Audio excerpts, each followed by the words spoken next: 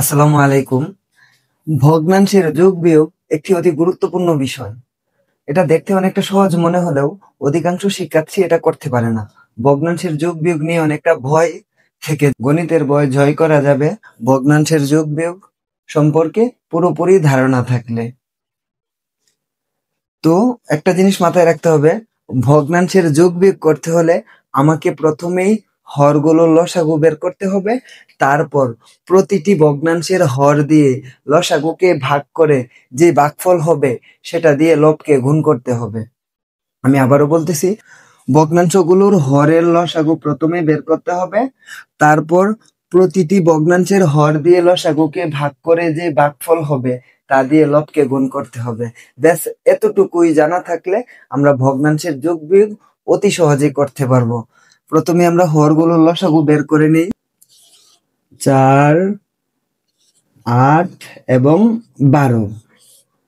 এখানে তিনটাই জোড় সংখ্যা, তাহলে 2 দিয়ে তিনটা সংখ্যাকেই ভাগ করা যাবে। 2 দিয়ে 4কে ভাগ করলে 2, 8কে ভাগ করলে 4, 12কে ভাগ করলে 6। আবার 2 দিয়ে ভাগ যাবে, 2 দিয়ে 2কে ভাগ করলে 1, 4কে ভাগ করলে 2, 2 দিয়ে 6কে ভাগ করলে 3। দেখা যাচ্ছে এখানে আর কোনো সংখ্যাকে ভাগ যাবে না। যখনই আর ভাগ যাবে না তখন আমাদের এগুলোর গুণিতক বের করতে হবে। এগুলোর গুণিতক 2 গুণ 2 গুণ 2 গুণ 3। 1 না নিলেও চলে, কারণ আমরা সাধারণত জানি 1 দিয়ে গুণ করলে কোনো পরিবর্তন হয় না। সুতরাং 1 ব্যতীত অন্যান্য সংখ্যাগুলো আমরা গুণ করব, কারণ লসাগুর পূর্ণরূপ হচ্ছে লঘিষ্ঠ সাধারণ গুণিতক।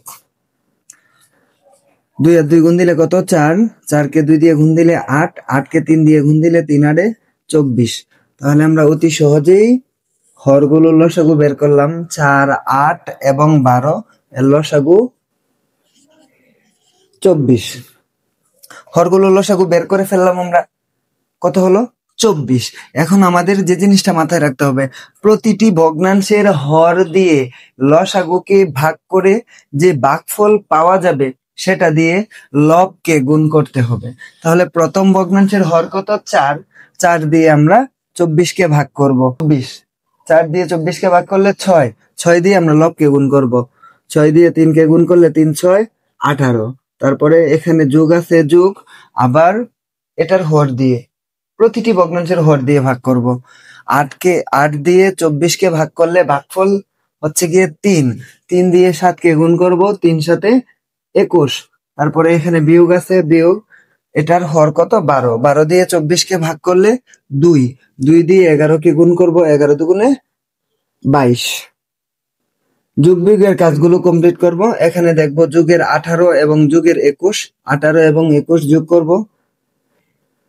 8 আর 1 যোগ করলে কত হয়? 9। 1 এবং 2 যোগ করলে হচ্ছে গিয়ে 3, 39। এবং বিয়োগের থাকছে 22। নিচে যা আছে তাই। এখন আমরা দেখব যোগের সংখ্যা বেশি হয় না বিয়োগের সংখ্যা বেশি হয়। সব সময় বড় সংখ্যা থেকে ছোটটা বিয়োগ করতে হয়। দেখব আমাদের যোগের বেশি নাকি বিয়োগের বেশি।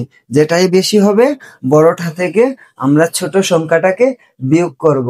বিয়োগ করার পর যেটা থাকবে সেটাই আমাদের এখানে লিখতে হবে। যেহেতু এখানে যোগের আছে 39 এবং বিয়োগের হচ্ছে গিয়ে 22, 39 থেকে আমরা 22 বিয়োগ করব। 9 থেকে 2 বিয়োগ করলে হচ্ছে গিয়ে 7 এবং 3 থেকে 2 বিয়োগ করলে 1, 17। নিচে 24। অতি সহজেই আমরা ভগ্নাংশের যোগ বিয়োগ করে ফেললাম। শুধু এই জিনিসটা মাথায় রাখতে হবে,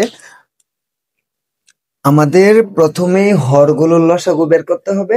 তারপরে প্রতিটি ভগ্নাংশের হর দিয়ে লসাগুকে ভাগ করে যে ভাগফল পাওয়া যাবে সেটা দিয়ে লবকে গুণ করতে হবে। তার মানে হর দিয়ে ভাগ, লব দিয়ে গুণ, হর দিয়ে ভাগ, লব দিয়ে গুণ। এই জিনিসটা মাথায় রাখতে পারলেই আমরা ভগ্নাংশের যোগ বিয়োগ অতি সহজেই করতে পারবো।